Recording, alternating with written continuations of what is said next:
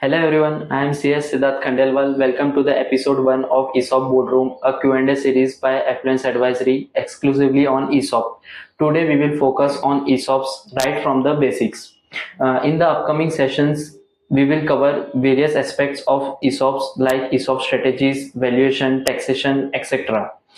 Affluence Advisory Private Limited is a leading ESOP advisory firm in India and providing end-to-end ESOP compliance framework and equity-linked compensation strategies.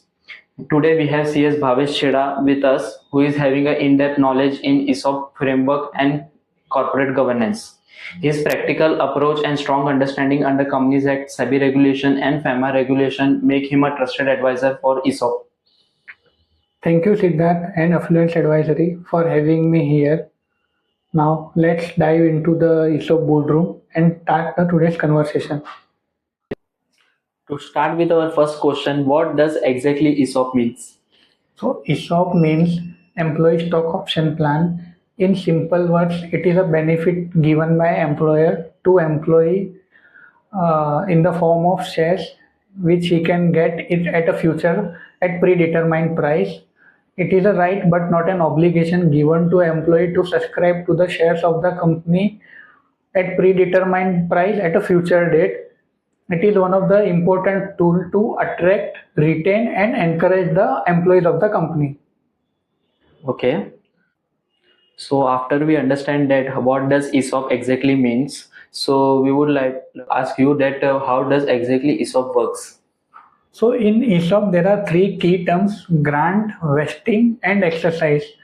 ESOP works by granting an options to the employees of the company to buy the shares of the company at predetermined price in future. Company creates the ESOP pool and thereafter they start granting the options to the employee based on their role, performance and tenure in the company. Thereafter it comes vesting. Vesting happens over the period of time. By virtue of vesting, employee earns the right to exercise the shares of the company and get the shares. Now coming to exercise, it is a right when right exercised by the company which he has earned by way of a vesting to get the shares of the company. Once he pay the exercise price, he receive the shares of the company, and that shares can be sold later on at the time of a liquidity event like IPO, buyback, investment round, etc., and whereby they can derive benefit out of it. So I am hearing employees and company throughout. So my next question is, can any and all companies give ESOPs? Well, that's very basic question to ask. In India, all the companies like private companies, unlisted public companies, listed companies, large conglomerate, or even a startup companies can give ESOPs to the employee. One more thing I would like to clarify or add over here is companies limited by shares can only give ESOP. It means that company limited by guarantee, unlimited company or companies not having share capital are not allowed to give ESOP. Also at the same time, LLPs are also not allowed to give ESOP. Okay. So we got to know about the giver of the ESOP. So can you please clarify who can receive ESOPs? Sure, Siddharth. So, as the term itself says, employee stock option plan, it means permanent employees of the company are eligible to receive ESOP. Permanent employees of the company as well as the directors of the company, which can be non-executive director or whole-time directors of the company, are also eligible to receive ESOP.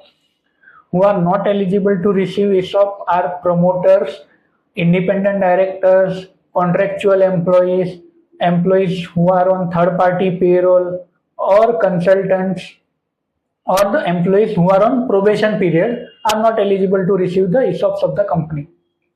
Okay. So as we understand that there are some restrictions on granting of ESOPs.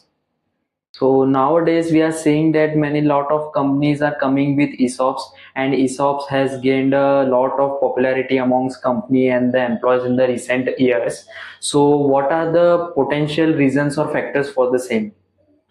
So Siddharth, well, that's very true that nowadays ESOP is gaining lot of popularity in India.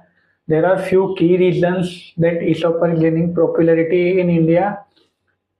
For companies, it is a great way to attract and retain the talent and encourage the employees of the company, and without putting much pressure on the cash flow of the company. Also, at the same time, it is one of the important factor for the employees to participate in the company's growth, and it creates ownership mindset in the employees of the company. It gives better opportunity for employee to create a wealth by participating in the company's success. Plus, more startups and high growth companies in India and much more coming IPOs. It is giving an means employees are seeing much more opportunities to create wealth, and therefore ESOP is gaining more and more popularity in India. Before concluding episode 1 of ESOP Boardroom, my last question to you is that many companies offer ESOP to attract or retain job in a competitive market without putting much strain on the cash flow. So can I consider ESOP as an alternative to remuneration or salary? So, Siddharth, ESOP is not alternative to the fixed salary or regular salary. It is meant to complement it. The many companies offer ESOP in addition to the fixed salary and bonus as a long-term incentive to reward the performance and loyalty of the employees.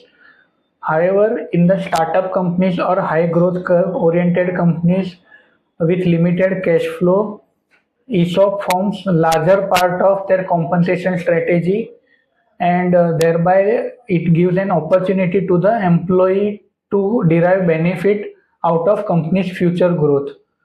So while ESOP can enhance the overall compensation, however, it should not be seen as a complete alternative to the fixed remuneration or a salary. So thank you, Bhavesh sir, for providing valuable insights on the basics of ESOPs. Thank you, Siddharth, for having me here. So today we covered the basics of ESOPs, like what does ESOP means, how does ESOP works, who are the receiver of ESOP, who are the giver of ESOPs. So in the upcoming episodes of ESOPs, we will cover various topics like ESOP framework, ESOP strategies, taxations, best practices and valuations, and etc. So I request the participants, if you have any queries or question, you can drop in the comment section and we will get back to you in the upcoming sessions. Thank you for viewing us.